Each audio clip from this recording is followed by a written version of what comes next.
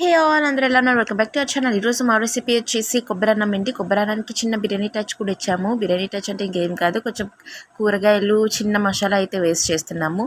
So దానికోసం stove వెలిగించి cooker పెట్టుకుని అందులో ఆయిల్ వేడెక్కాక అందులోనే చెక్క, లవంగ, ఇలైచి, జీరా, పువ్వు, నల్ల పువ్వు ఉంటుంది కదా, అది చాలా కొంచెం వేసుకున్నామండి. ఇంకా అందులోనే ఉల్లిపాయలు, పచ్చిమిర్చి వేసి ఇవన్నీ వేయించేసుకుంటున్నాము. మసాలా అయితే చాలా చాలా తక్కువ అండి. 2 చెక్క, 3 పూరేకులు, నల్ల పూరేకులు, నెక్స్ట్ 4 లవంగాలు, ఇలైచి చాలా తక్కువ వేసుకున్నాము.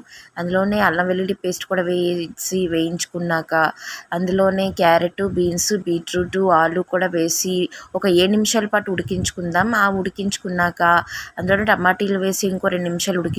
అందులోనే ఉప్పు, మసాలా పొడి, ధనియాల పొడి కూడా వేసేసి కలుపుకుని అది కూడా కాస్త వేయించి ఉడకబెట్టేసుకున్నాక అది కొంచెం చిక్కగా అవుతుంది కదా, అంతవరకు చేసుకుని తర్వాత అందులోనే రైస్ వేసి అది కూడా కలుపుకొని ఒక 1 మినిట్ ఉంచేసి దానిలోనే కొబ్బరి పాలండి 2.5 గ్లాసులు. మేము ఇక్కడ పావు రైస్కి 2.5 గ్లాసులు కొబ్బరి పాలు వేస్తున్నాము. 2.5 గ్లాసులు కొబ్బరి పాలు అంటే అందులో వాటర్ కూడా యాడ్ చేసాము. వాటర్తో పాటు కొబ్బరి పాలు కలిపి 2.5 గ్లాసులు వేసాము. సో ఇలా కలిపేసుకున్నాక ఒక చిన్న పొంగులాగా వచ్చాక ఇంకా కుక్కర్ మూత పెట్టేసి విజిల్ పెట్టేసేయడమే, అంతేనండి. ఎంతో టేస్టీగా ఉంటే కొబ్బరి అన్నం, కొబ్బరి బిర్యానీ కూడా అనుకోవచ్చు, రెడీ అయిపోతుంది. చాలా చాలా బాగుంటుంది. మీరు కూడా ట్రై చేయండి.